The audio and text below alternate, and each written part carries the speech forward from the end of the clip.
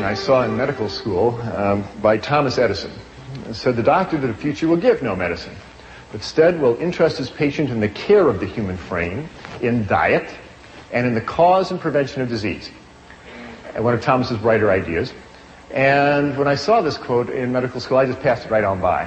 I went to the University of Illinois College of Medicine in Chicago, and I was so into becoming a real doctor, and real doctors do real doctor things. They deliver babies, they fix broken arms, they sew up lacerations. That's what real doctors do.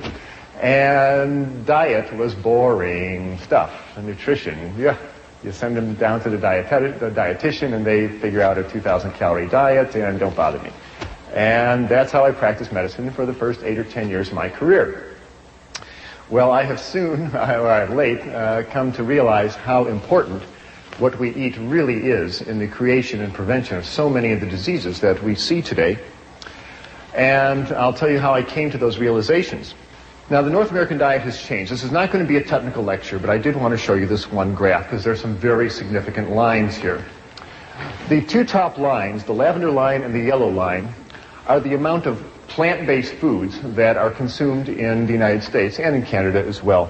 And this is back in 1909. You can see we were eating a lot of grain products. We were eating almost 300 pounds of wheat and barley and other grain products, and almost 200 pounds of potatoes a year. Look what happened in the intervening 85 years. Our consumption of wheat and grain products have fallen to half of their 1909 level, and our potato consumption has fallen to half of their 1909 level. Look what happened to the amount of flesh foods that we are eating. The amount of milk we consume has more than doubled. Our beef consumption's gone up by 50%, and our chicken consumption's gone up by 280%. We are eating a tremendous amount of animal flesh, and we have essentially exchanged a plant-based diet for a meat-based diet. And the results have been just disastrous for both our health and the environment. Consider how much animal flesh most North Americans eat. In their lifetime, the average meat-eating American is going to eat 15 cows. Going to eat 24 hogs, eat 12 sheep. She will eat 900 chickens and 1,000 pounds of assorted animals that either swam in the water or flew in the air. That is a tremendous amount of animal flesh to be pouring through the human bloodstream year after year.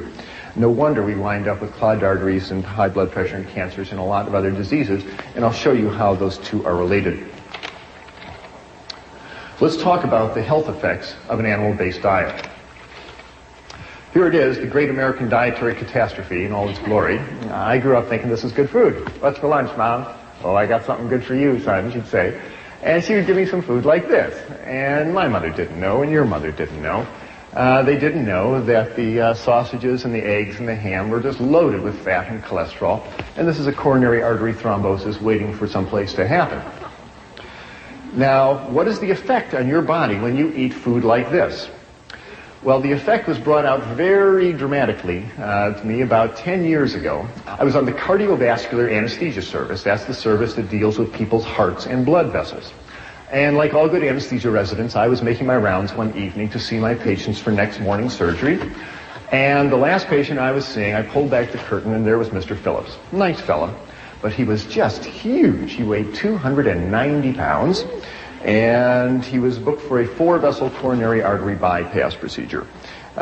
He weighed 290 pounds. 290 was also his systolic blood pressure. It was also his cholesterol level. It was also his blood sugar level.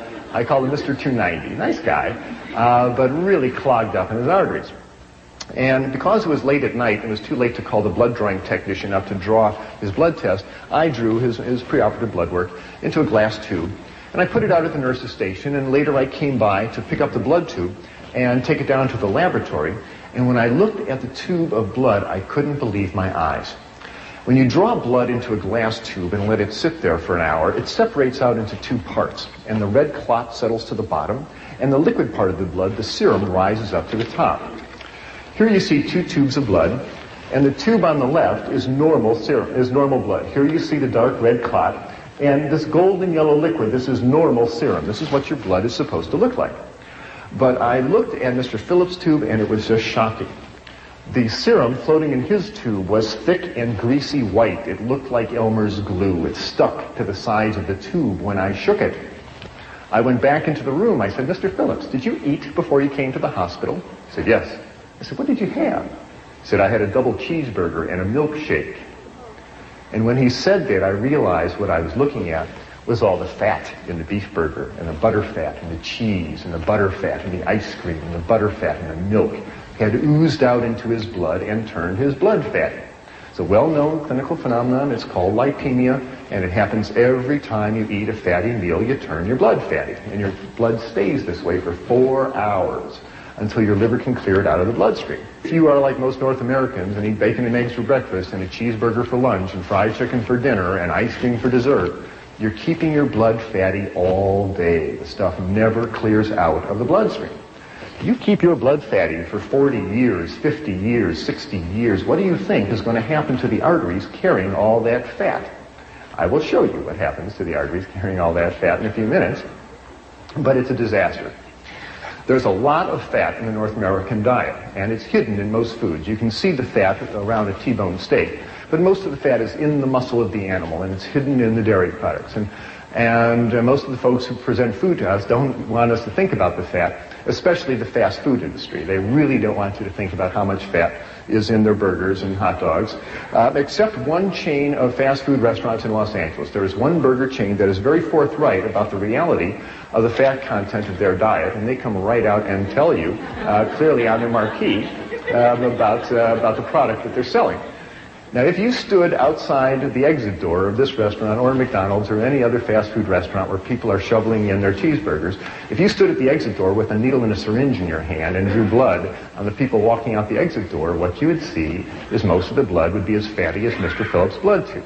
Now, they're all in there making the blood fatty. If you ever have a big cheese pizza and a bowl of ice cream afterwards and you feel a little greasy on the inside, it's because you really are. You really go greasy on the inside.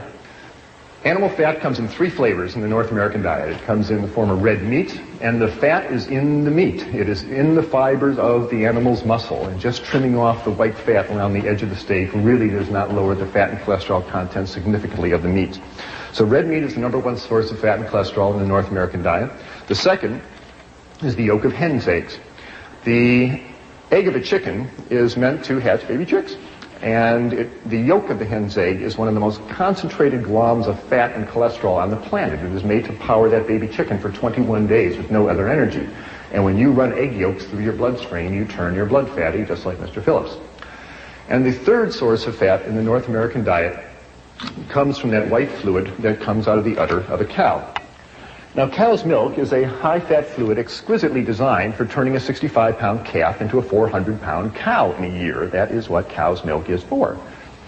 Now, whole milk has a butterfat content of 3%. That's the cream that rises up to the top. And you drink a 3% solution of butterfat, you're going to turn your blood fatty, as will a 2 and 1% solution of butterfat. But at the dairy, the butterfat is skimmed off and they concentrate it into huge vats, half the size of this room. And they concentrate the fat to 50, 60, 80, 90% fat. This stuff is so thick you can walk across it. Why do they do that? Well, they do that so you will buy it and eat it. The butterfat is mixed up with air until it hardens into chunks called butter. The butterfat is mixed with sugar and frozen and sold as ice cream. The butterfat is mixed up with cocoa powder and sugar and sold as milk chocolate. The butterfat is mixed up with bacteria and allowed to ferment until it turns into sour cream. A lower fat version is called yogurt. And the butterfat is mixed up with calf's stomach and bacteria and allowed to ferment for about 6 weeks till it hardens into chunks called cheese. These are all forms of butterfat. The folks at the dairy want you to buy the butterfat and eat it. And when you do, you turn your blood fatty. There's absolutely no reason to run butterfat through your bloodstream at any time, and I'm submitting to you that you'll be a lot healthier and happier if you do not. Cow's milk is for baby calves. You have no more need of cow's milk than you do giraffe milk or horse milk or rat milk. Now, back to Mr. Phillips. Nice fella, but I was impressed with all the fat in his bloodstream. We took Mr. Phillips down to the operating room, and I gave him 1,000 micrograms of fentanyl and put him to sleep, and the surgeon opened up his chest and opened up his aorta and opened up his coronary arteries. And what the surgeon started pulling out of Mr. Phillips' arteries were great, long, yellow, greasy, sausage-like formations of fat that looked like this. What you're looking at is a plug of material called atherosclerosis. And this is the plug of fat that built up in a man's arteries.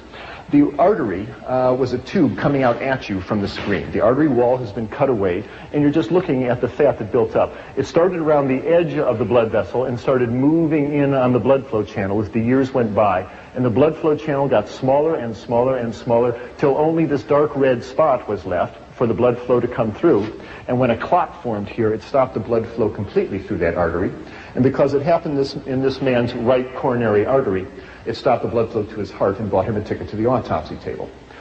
This is the #1 cause of death of people in North America. Every 30 seconds on this continent, Canada included, somebody grabs their chest and falls over with a heart attack. This is animal fat clogging up the arteries. When you send this material down to the pathologist and you ask him to analyze it, the report always comes back the same: saturated fat and cholesterol. It's animal fat. The pathology report never, ever, ever contains the words remnants of broccoli, rice, and tofu. It's animal fat. The good news is when you stop running animal fat through your bloodstream, this stuff melts away. This stuff will come off the artery walls, and arteries can open up. And Dr. Dean Ornish in California and Dr. John McDougall and a number of other physicians are now routinely reversing atherosclerosis, having people cancel their coronary artery bypass surgery because they've changed their diet and their arteries have opened up. That's the good news. Here is the process happening. Here are 6 arteries coming out at you from the screen. The dark red circle is the artery wall. The pink material is the atherosclerotic material clogging the artery. The white spot is the blood flow channel, which is getting smaller and smaller and smaller. Any organ dependent upon this blood vessel for its blood flow is in trouble. Fortunately, it's a reversible disease. This atherosclerotic material clogs arteries all over the body. It's just a matter of which artery to which organ clogs up first that gives you the symptoms. If the yellow atherosclerotic fat builds up in an artery going up to the brain, you will suffer a stroke. If it clogs an artery going to your kidney, you'll suffer kidney failure or high blood pressure. If the atherosclerotic material accumulates on the walls of large blood vessels like the aorta that takes blood from the heart down to the abdomen and legs, the artery walls become damaged and weaken. They lose their strength.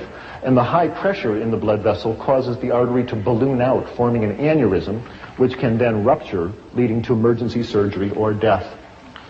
If the yellow atherosclerotic material clogs up an artery going to a loop of intestine, the general surgeon will open your abdomen and remove that loop of bowel. If the atherosclerotic material clogs up an artery going to a toe or foot, you will watch that toe or foot turn dark and gangrenous, and you'll sign permission forms for amputation. And if the atherosclerotic material clogs an artery going to the heart, you will suffer crushing chest pain when you walk, called angina pectoris. Or if it clogs the blood flow completely and damages the heart muscle, that is a heart attack. People, this is all the same disease. We are talking about animal fat essentially clogging up the arteries throughout the body, and it's the #1 cause of death and disability in North America. And this is essentially a disease of people who eat animals and the products made from animals. You almost never see these diseases in pure vegetarians. And William Costelli, the doctor who runs the Framingham Heart Study, says he has never seen a heart attack in anybody with a cholesterol below 150, and there's good reason for that. Why does this happen? Because all fats are not created equal. There's a fundamental difference between animal fats and plant oils. Animal fats contain cholesterol. No plant food contains cholesterol in any significant amount. It is an animal product. And very importantly, animal fats are highly saturated. They've got lots of hydrogen atoms hanging on them, and that makes animal fats very stiff. In fact, animal fats are solid at body temperature.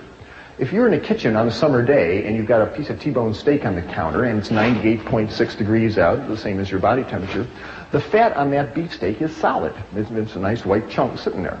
If you have a bottle of olive oil on the same table at that same temperature, it's liquid at that same body temperature. I don't know about you, but I don't want to eat any fat that is solid at my body temperature because it's going to start clogging up my arteries. And that's the beauty of plant oils. They're liquid at your body temperature. They really don't cling to your arteries. Animal fats contain a substance called arachidonic acid. And arachidonic acid stimulates the creation in the body of a substance called prostaglandin 2. And prostaglandin sets off lots of inflammatory reactions in the body that can irritate the blood vessels, perhaps contributing to atherosclerosis. It may well cause a lot of inflammatory reactions in the joints, the skin, the bronchial membranes, and other places. Plant oils have a substance called linoleic acid, and that gives rise to substances called prostaglandin 1 and 3, and these are natural anti-inflammatories. They soothe inflammation in the body. So people who are on more vegetarian diets have much less problem with inflammatory diseases.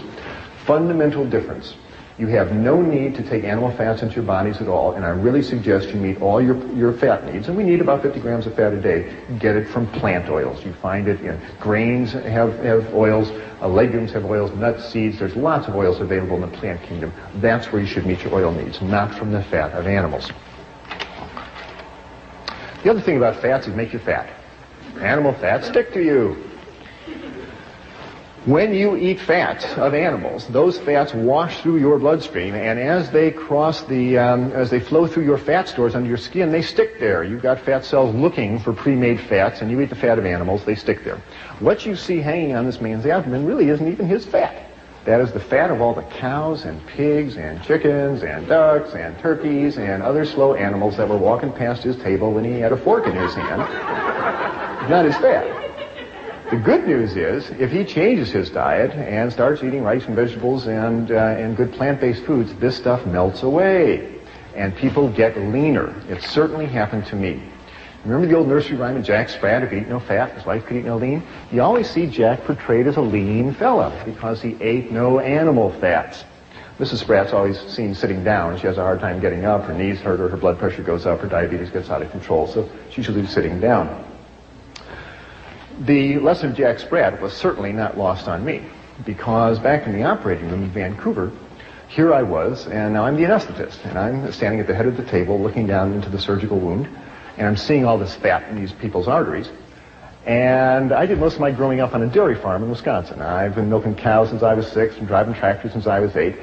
And not only was Mr. Phillips eating all these animals, but so was Dr. Clapper. And I was eating cheese and chickens and various other slow animals, and I was getting concerned. Not only should my patients not run all that fat to their bloodstream, but this old doc shouldn't either. So I said to myself, if you don't have to run all this fat to your bloodstream, must you? What is the nutrients in meats and dairy products that if you don't eat them, you're going to be deficient of? So I opened up my books on biochemistry and physiology and nutrition, and guess what I found? There is absolutely no nutrient, no protein, no vitamin, no mineral, no nothing found in meats and dairy products that you cannot obtain on plant-based foods. Consider the biggest animals on the planet, elephants and buffaloes and giraffes. These are vegetarian animals. They grow to thousands of pounds of muscle and bone without ever eating cheeseburgers and pepperoni pizzas. We can do the same. We can certainly build our 140 pounds or whatever it is you need to build in your body. The human body has absolutely no nutritional requirements for animal flesh. If you open up Harrison's textbook of internal medicine, you will find no disease listed acute cow flesh deficiency. Okay? There is no chronic chicken flesh deficiency. There is no such disease because we have no need for these substances whatsoever. Animal fats, they clog you up and they make you fat. 2 good reasons not to eat them. Here's a couple of more. It seems to be fairly clear as study after study comes out that if you are eating large amounts of fats in your diet, you are significantly raising your risk for cancer. If you are a woman eating a lot of fat in your diet, and that's talking about the hidden fat in cheeses and meats, etc., you increase your risk of cancer of the breast. Here are some countries that are compared by how much fat is eaten versus how many women die of breast cancer. And you can see that the Americans and the Dutch, with their big dairy industries, lead the way in not only fat consumption, they lead the way in breast cancer deaths. Thailand is a Buddhist country. They eat very little meat and dairy products, and breast cancers are so rare there, if you find a case of it, you report it at Grand Rounds. This seems to be a disease of diet, of a high-fat diet. If I were a woman with breasts and I wanted to decrease my chances of getting breast cancer, I would get the fat out of my diet. And that includes excessive amounts of vegetable oil. You need a little bit of vegetable oil, but you don't want to slather 2 cups of corn oil over your spaghetti for any reason. Men are not spared the ravages of a high-fat diet either, because when a man eats lots of animal fats, those fats are turned into male hormones called androgens. And androgens stimulate the prostate gland to get big. In our society, when a man reaches 60 or 70 and his prostate gland gets big, his doctor puts his arm around the patient and says, well, George, that's just part of getting old, your prostate gland's getting big. No, it's not. That's 70 years of running androgen through that prostate gland. No wonder that gland gets big, and prostate cancer is the number one killer of men. And if you compare countries of the world versus how much fat is eaten and how much men die of prostate cancer, sorts out just the same way. The more fat that is eaten in the country, the more the men die of prostate cancer. And again, it's a very rare disease in Thailand, where people eat rice and vegetables and traditional foods. So, animal fats. They clog you up, they make you fat, and they increase your risk for a number of types of cancers. There's 3 good reasons not to eat animal fats, and as I said, there's absolutely no reason to eat them ever. Now, I'm describing problems with eating animal flesh. They have too much fat, and that includes chicken and fish. Fish has a tremendous amount of fat and cholesterol in it, and chicken flesh is very fatty food. If you ever watch your mother make chicken soup, you ever see all that fat that rises up to the top there? Don't kid yourself that chicken is lean meat. It is not. There's just as much fat and cholesterol in chicken as there is in beef.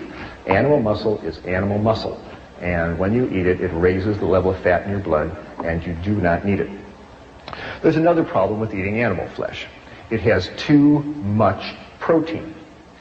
Now, when I was in medical school, I never heard the words too much protein. I thought the more protein, the better. Put them on a high-protein diet, make them strong.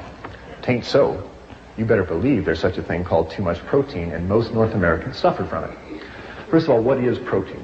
Protein is the building block material that you use to make the hard structures of your body. Your fingernails are made of protein, your hair is made of protein, your bones are made of protein. It's the brick of our bodies, a solid substance. Now, you don't need very much protein during the day. You only need about 30 grams of protein a day. That's the weight of 10 pennies, okay? Imagine 10 pennies in your hand, that's how much protein you need. But look how much protein the typical North American consumes. On a typical North American eating day, a typical American who has bacon and eggs for breakfast and a glass of milk, who has a cheeseburger and milkshake lunch, and has a beefsteak dinner with a glass of milk and some ice cream for dessert, is clipping along at 150 grams of protein. That is a 5-day supply of protein. That is too much protein. Why? Because your body can't store protein. You can store fat, you can store carbohydrates, you can't store protein. So what happens? Well, your liver starts breaking down that protein, and as it metabolizes it, it releases all sorts of toxic nitrogen-containing waste like urea and ammonia and amino acid fragments. And these have a detrimental effect on the body, because as all these amino acid wastes go through your kidneys, it makes you lose calcium out of your urine. Why does that happen? Because there's fundamental differences between animal protein and plant protein. And I'm talking about the protein in meats and dairy products. Animal proteins contains amino acids that have sulfur, and sulfur makes extra acid in the body. And as acids walk through the bone, they dissolve calcium out of the bones. Plants have much less acid. Animal protein is very concentrated. The muscle of an animal is the most concentrated protein on the planet, and so there's a big bolt of protein that goes into your bloodstream as soon as you eat it. Plant protein is mixed up with fiber. When you eat whole grain rice or whole grain barley, it takes hours for that to be absorbed into your bloodstream. The absorption time is much, much slower. So the less acid nature of plant protein and its slower absorption rate means it's much gentler in the body, and it doesn't pull calcium out of your body. That's a very significant phenomenon. The phenomenon of protein pulling calcium out of your body is appropriately called protein-induced hypercalciuria, too much calcium going out in the urine.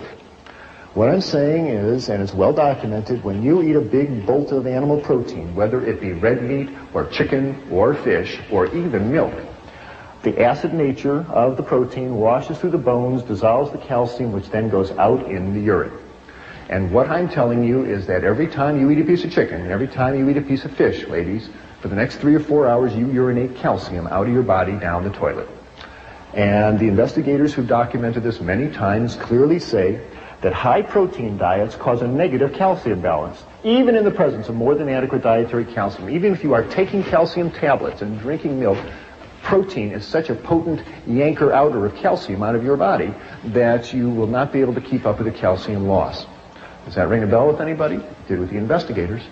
They said that osteoporosis, thin, crumbly bones that fracture easily, would seem to be an inevitable outcome of continued consumption of a high-protein diet. In our society, we are told that the cause of osteoporosis is not chewing up enough calcium tablets or not drinking enough cow's milk. And you're really told to believe this.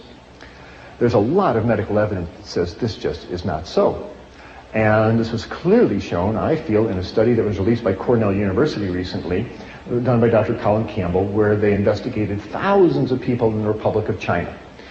And they found that in this country, essentially osteoporosis is unheard of. They don't get osteoporosis. And women make it into their 80s, having nursed 5 children, and they have nice, strong bones. And yet here is a country that consumes essentially no dairy products. The milk isn't available, the cows aren't available, the refrigeration isn't available. They get all their calcium out of grains and greens and fruits and vegetables, and they don't get osteoporosis because they are eating grains and vegetables, and it doesn't make them urinate out their calcium. But it's been clearly shown as the Chinese folks move to the cities, get more affluent, and start eating more meat in their diet, they start losing calcium, and then the osteoporosis appears. It's really becoming apparent that osteoporosis seems to be not so much a disease of calcium deficiency, it's a disease of protein excess. You see osteoporosis in the countries that consume the most protein. In the United States, in Scandinavia, in Europe, and in Australia. That's where you see osteoporosis. You don't see it in China, you don't see it in rural South America, you don't see it in rural Asia, where people are eating grains and vegetables. And I'll tell you, dairy products are no protection against osteoporosis because the Americans and the Canadians and Scandinavians are the people who drink more milk and eat more cheese than anybody else on planet Earth, and they have the worst osteoporosis on the planet. And if dairy products protected you from osteoporosis, you wouldn't see it in North America, and you see just the opposite. Because there's so much protein in dairy products that it actually puts you in negative calcium balance, makes you urinate out your calcium, and Dr. Recker's study clearly showed this. They gave women 3 8-ounce glasses of milk a day for a year, and they were still in negative calcium balance because there's so much protein in milk. Don't rely on dairy products for your calcium. Get it out of grains and greens and fruits and vegetables, but most important, hold on to your calcium by getting all that chicken and fish flesh out of your kidneys and out of your body and out of your bones. There's been studies comparing the bone density of vegetarian women versus meat-eating women, and clearly the vegetarian ladies hold on to their calcium better than the meat-eating women because they're not eating all that protein. The third problem with the North American diet, outside of having too much fat and too much protein, is that it has very little fiber in it.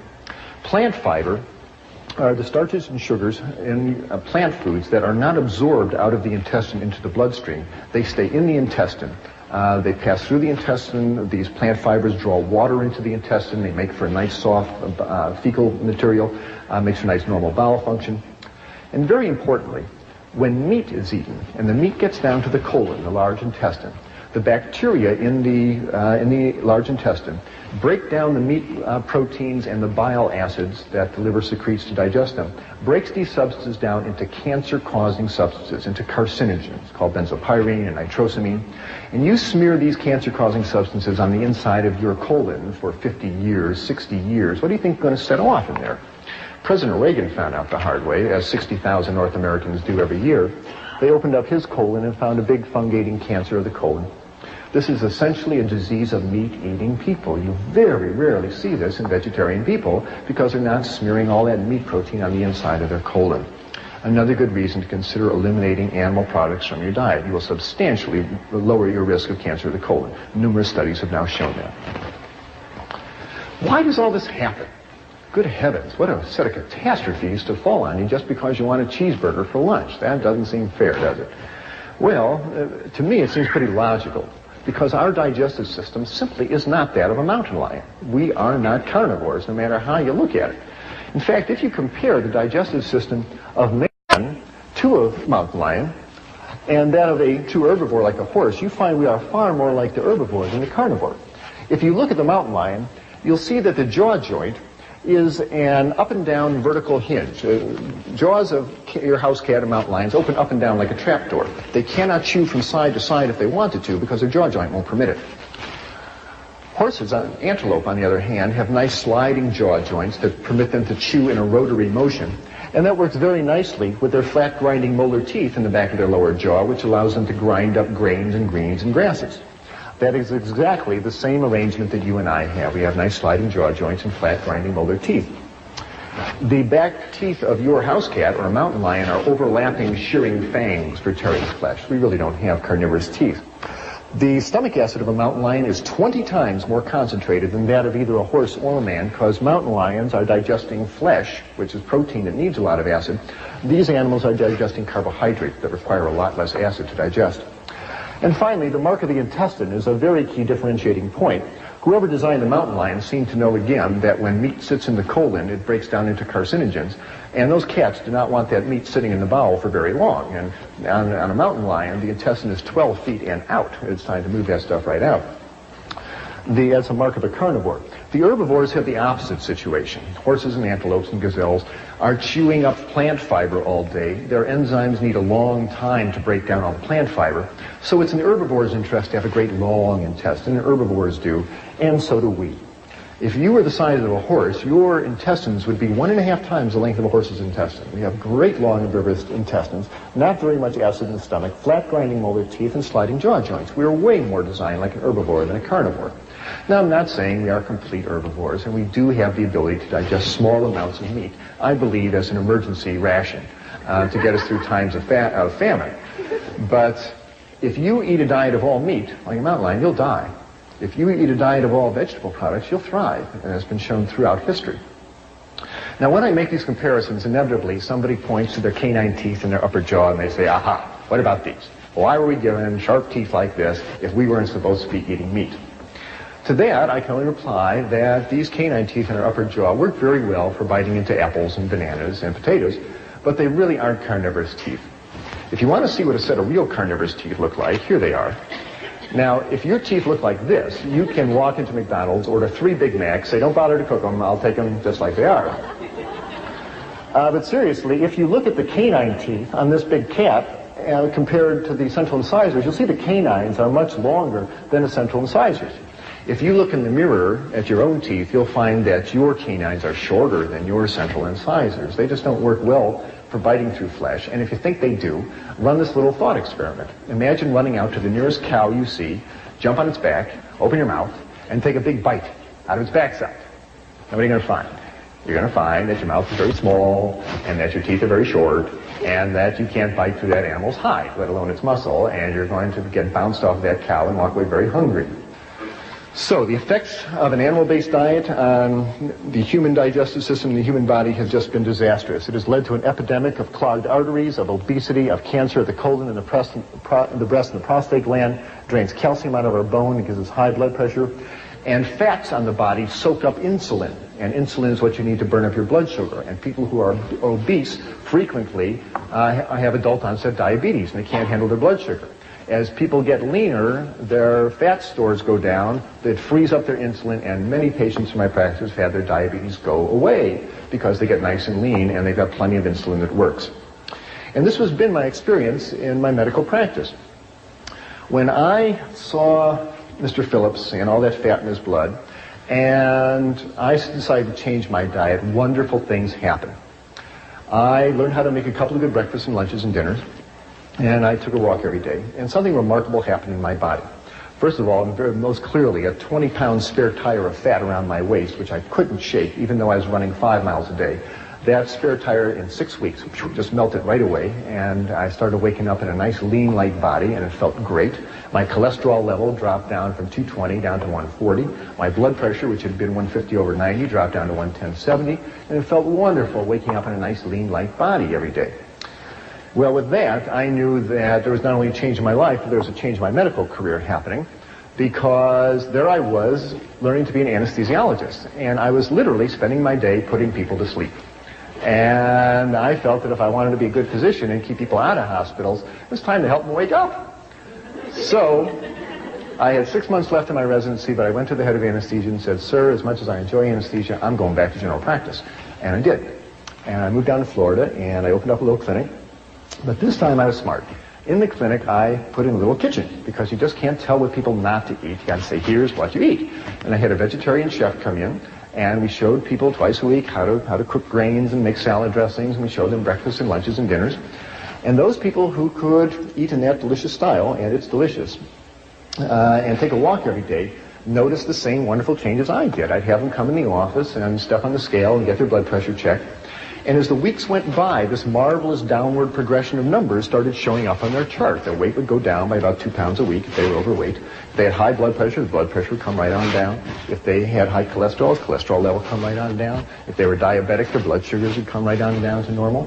And very happily for me, the dosage of powerful medications I had these people on for their high blood pressure and their diabetes, I could lower them right on down, and in fact, many times get them off those medications completely, including those for high blood pressure and diabetes, those pills that people are told they must take for the rest of their life.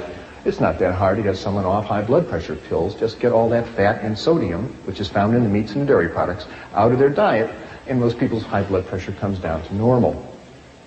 But the best part is, they'd be walking out of the office and they say, you know, doctor, it's nice, my blood pressure's down, it's nice, my cholesterol. You know, the best part, I haven't felt this good in years. I feel light and clean, I got energy, I sleep better, my breath is cleaner, I feel good. And that just warmed this old doctor's heart no end. Medical school never really prepared me for people getting healthy. And yet, there they were, getting healthier right in front of my eyes. It was really exciting to see.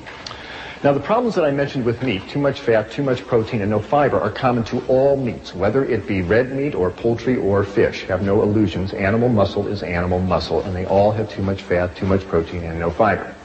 But nowadays, animals are not raised at Old MacDonald's barnyard out in the sunshine, so there's a whole new set of problems because the animals are raised on factory farms in conditions of tremendous overcrowding. These animals are fed grains that are sprayed with herbicides and pesticides. These are fat-soluble substances that concentrate in the flesh and the eggs and the milk of the animals. And the largest amount of pesticides and hydrocarbons coming into your diet are not those sprayed on fruits and vegetables. They come in meats and dairy products. And if you want to decrease the amount of pesticides you eat, consider cutting down the amount of animal products you eat. The animals in factory farm systems are fed tremendous amounts of antibiotics. When you feed antibiotics to animals, they grow bigger and they are less prone to infection. And half the antibiotics made in the United States, 30 million pounds of them a year, are fed to animals in their feed. Well, what happens when you feed a potent animal, when you feed an animal a potent antibiotic like lincomycin, tetracycline, sulfonamides, ampicillin? What happens? Well, what you do is you kill off the antibiotic, you kill off the bacteria in that animal's intestines that are susceptible to the antibiotic. What do you leave behind? The roughest, toughest antibiotic-resistant bacteria going. And they have names like Salmonella, Shigella, Clostridia. You eat an underdone piece of chicken or burger with Salmonella bacteria on it, you're going to be very sorry. It rips up the lining of your intestine, gives you a bloody diarrhea. If you're an adult, it'll put you in the hospital with an intravenous going. And if you're a child, it'll dehydrate you and kill you. On this continent, over 4 million people every year get sick with salmonella food poisoning, largely from eating poultry and meat. The chicken carcasses are brought into the kitchen and slopped around all over the cutting board, and it contaminates the utensils in the kitchen. And it's becoming a worrisome problem of major, major proportions. Antibiotics can lead to tainted meat. You bet they can, and more people are getting concerned about it. You don't have to give antibiotics to broccoli. You're going to see more and more headlines like this. Here's hundreds of people sick in Illinois from salmonella poisoning in milk. Here are underdone burgers causing salmonella food poisoning. Here's a dreadful one. 400,000 hens and 1 million eggs poisoned with polychlorinated biphenyls. This is an industrial chemical in electrical transformers that, when it's discarded from industry, winds up in the rivers and into the oceans and into the fish and accumulates in the fish flesh. Do you know that half the Canadian fish flesh is not eaten by people? It's ground up and either made into fertilizer or added to animal feed. And here was a tremendous amount of PCB-contaminated fish flesh that was added to chicken feed, and the chickens ate the PCBs, and it wound up in the meat and in the eggs. People are getting concerned. They say, don't let unsafe food put our lives at risk for good reason. And these are episodes of contamination by animal-based foods. And so many of your friends who during the year get the flu, it isn't the flu, it's salmonella poisoning. The media has been fairly responsible in trying to educate us about the realities, the dangers of our high-fat diet. I'm very appreciative. It brings you to the same position that was reached by Gregorio Natividad, who is a meat inspector in Los Angeles, who worked there for 23 years. And he said, based on my experience in Los Angeles, my advice to the public is not to eat meat. There's a meat inspector watching it for 23 years. Maybe he knows something we should pay attention to.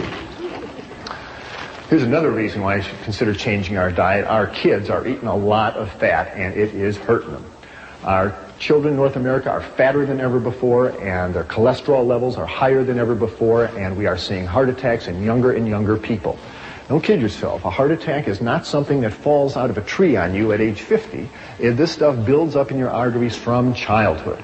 And every year on this continent, 1,000 teenagers suffer strokes. 1,000 teenagers a year suffer a stroke. John McDougall is one of them, by the way. We are seeing fat-related disasters haunt our children. And researchers at Louisiana State University clearly say we should decrease the amount of fat we are feeding our kids. Here's USA Today announcing that study, recommending we lower the fat contents of our children's food. We are working actively to work in the schools to help get fat-free entrees onto the cafeteria line. High blood pressure, nasty disease, and it leads to strokes and heart attacks and kidney failure. Why do people get high blood pressure? Well, one way to view it is to consider the analogy of a garden hose. If you have a garden hose with a certain diameter and you have water flowing through it, there's going to be a certain pressure in that hose. What if you wanted to raise the pressure in the garden hose? Well, there's two ways to do it. One is to make the hose narrower. That will raise the pressure. The other thing to do is put more water through the hose. That'll raise the pressure. Well, that's exactly what happens in our arteries. As we eat the standard North American diet and that fat builds up in the arteries become narrower, and so that raises the pressure. And when you eat sodium, as in table salt, sodium makes you retain water in order to dilute it out. And the more sodium you eat, the more water you pump around, and that's going to raise the pressure in your pipes. Guess where most of the sodium is found in the North American diet? In meats and dairy products. Sodium is in the muscle of all animals. All meat has sodium. Chicken, fish, meat, it's in the muscle of the animal. And the second place that sodium is found is in cow's milk. That mother cow wants to give her baby calf lots of sodium because it's expanding its blood vessel as a growing calf should. And by far, meats and dairy products have more sodium than any other substance in our diet. And if you really want to decrease your sodium content, decrease the meats and dairy products. And I tell you, people, if you are being treated for high blood pressure and you are still eating cheese and eating chicken, you are kidding yourself. And no wonder the doctor is going to raise your amount of diuretics and Aldomet and all those other medications. If you really want to open up your arteries and decrease your sodium content, stop eating all that cheese and milk and animal products, and you'll find your high blood pressure takes care of itself. I don't want to be too simplistic about it. There are other severe causes of high blood pressure. It's a complicated disease. It's not the only cause of it. There are kidney reasons. There are other reasons, and you should work with your physician. Now, tell them you're changing your diet, and you don't stop those medications by yourself. You work with them. But if you stay in communication with a physician, it is possible, changing your diet, to taper down those medications. And I've found numerous times the doctor better taper down those medications because as people change their diet, reduce the fat and salt, the potent medications we have them on become too strong, and people start passing out when they stand up. It's important that the doctor tapers down the medication. So tell him or her that you're reducing your sodium content and work with them. You'll often be able to get off your medications or at least substantially reduce them. Premenstrual syndrome, PMS. Whoever thought that had anything to do with diet? Certainly does. When a woman eats animal fats, again, that substance prostaglandin 2 is released in her body, and prostaglandin 2 makes the uterus constrict, it makes her retain fluid, it makes her get irritable. Premenstrual syndrome. I can't tell you how many women in my practice, when they've eliminated the meats and dairy products for other reasons, for blood pressure reasons or obesity reasons, a few months later they're walking out of the office and say, you know something, by the way, my PMS went away. My last 3 periods haven't bothered me at all. Isn't that amazing, doctor? No, it's not amazing. The lady stopped running fat through her bloodstream and changed her prostaglandin balance, and her body's a lot happier. These conditions that I'm telling you improve with a vegetarian diet. I'm not trying to say it's a panacea. I think the opposite situation exists. Why do we have all these diseases? I think it's analogous to pulling into a gasoline station with your car, and instead of pulling up to the gas tank and putting a gas pump and putting gasoline in your car, you pull up to the diesel pump and you put diesel fuel in your tank, which is kerosene. Now, kerosene is too oily. And what happens? You drive away and there's black smoke coming out the tailpipe, and there's crud building up on the spark plugs, and the engine runs rough and it stops. And you get towed back into the garage, and the mechanic asks you, what are you burning in for fuel? And you say, well, kerosene. And he says, well, I have an idea. Why don't you try gasoline? And you put gasoline in the car, oh, works great. Oh, the black smoke disappears, the engine hums along, and you think about the mechanic and say, oh, he's so smart. He's not so smart, he just told you to put the proper fuel in the engine and it'll run fine. Similarly with us. Animal fats are too oily, they're too greasy, they stick to us, they clog us up. Your body cells burn carbohydrates. Your Krebs cycle enzymes burn carbohydrates. We burn sugars and starches. That's what you want to run your body on, not animal fats. Which brings us around to the Seibu Lions of the Japanese Professional Baseball League. More and more world-class athletes are realizing that our body cells burn sugars and starches, not fats. And if you are an athlete about to run a marathon or play tennis or basketball, it is just irrational to sit down to a big T-bone steak and load up on fat and protein. That's exactly what you don't want. You want carbohydrates. And training tables around the world are springing up with fruits and pastas before a match, and that's really what athletes should be eating. Seibu Lions finished in last place in their league in 1981. Their coach put them on a vegetarian diet. The next year they came up, beat everybody in the league, and took the league championship 2 years in a row. There are now vegetarian weightlifters, and Andres Cowling, Mr. Universe down in California, is a vegetarian.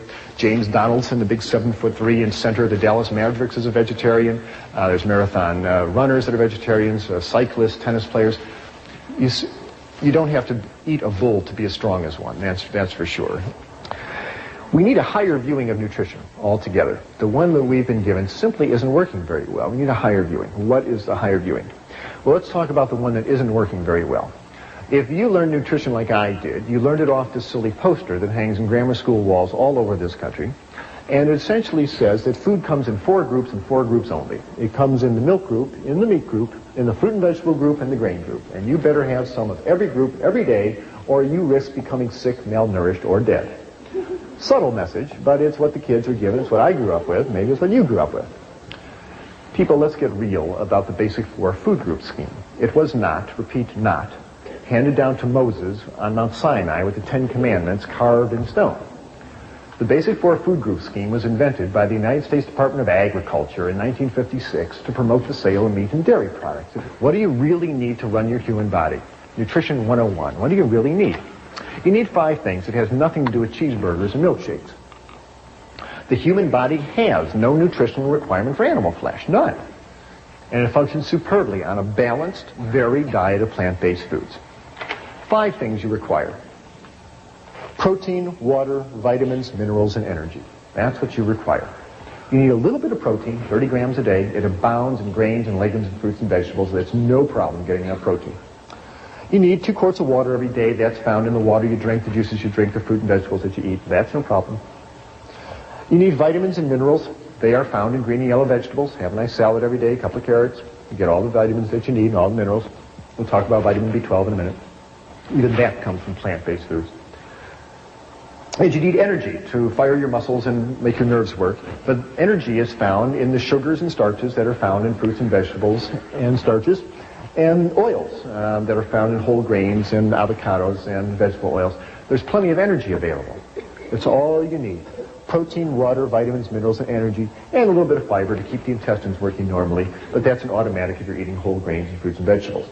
That's all you need to run your human body, and all of these are found in plant-based foods. You never have to eat an animal if you don't want to. Well, where are you going to get your protein? Perennial question posed to vegetarians.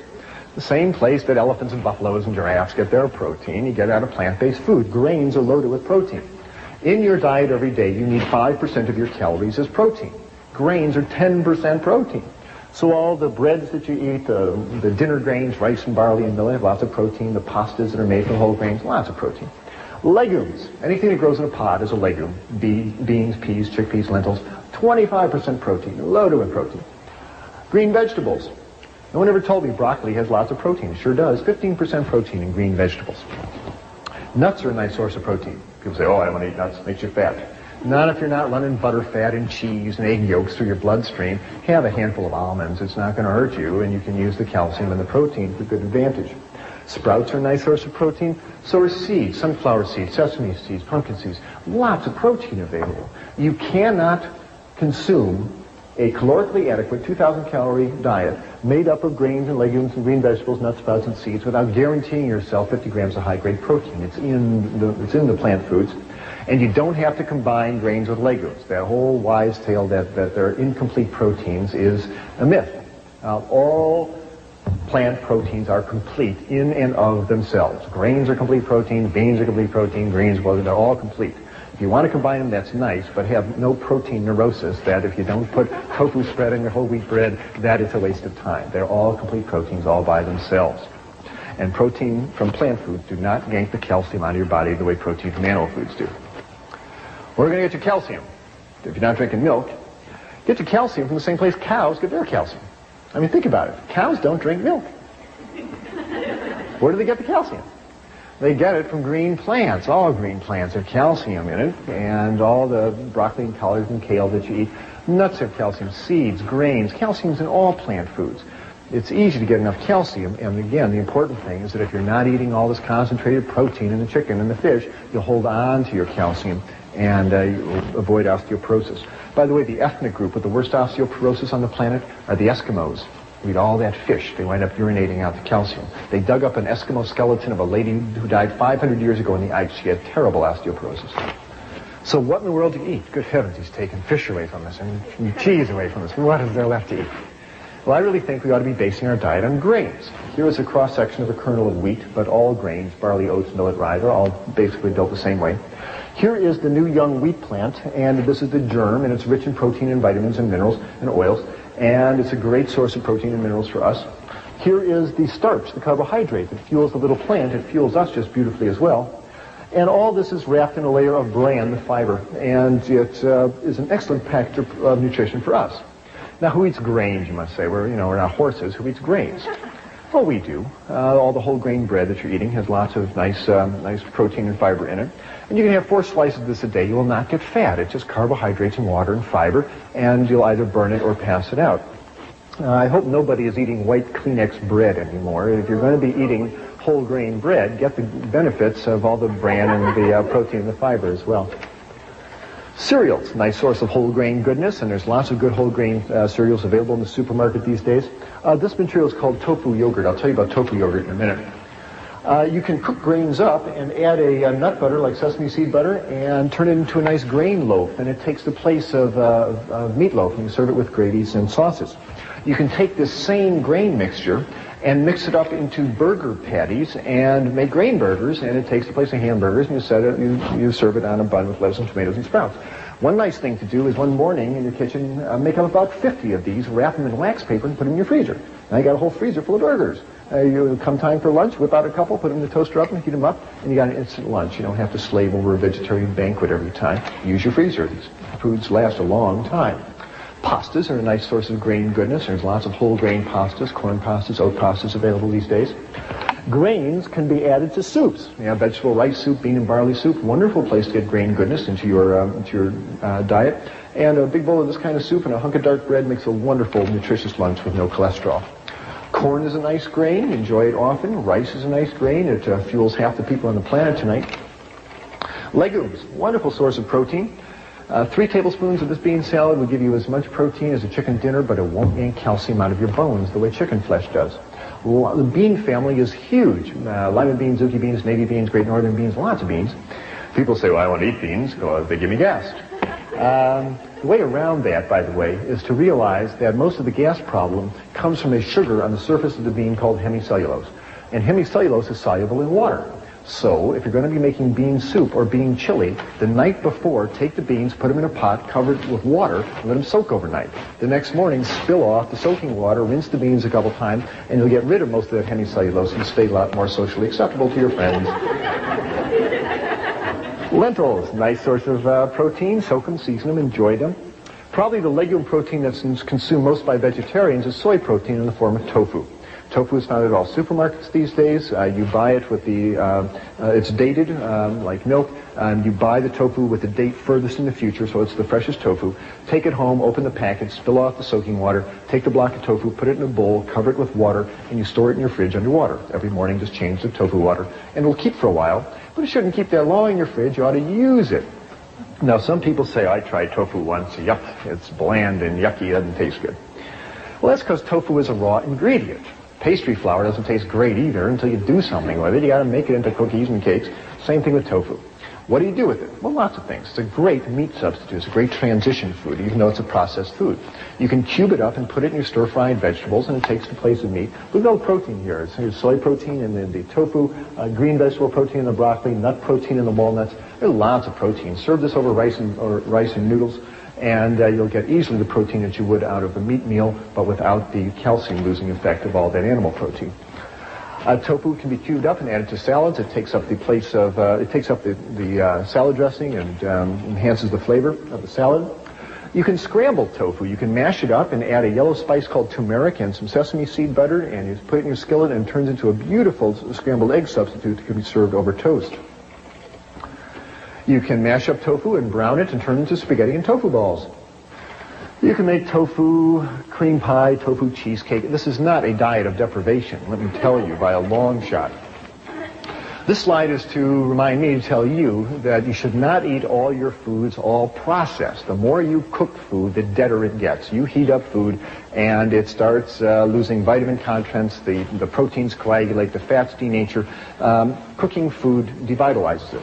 Eat as much of your diet as you can raw and fresh or lightly steamed vegetables. My diet now is about 60-40 raw, 70-30 raw, around there.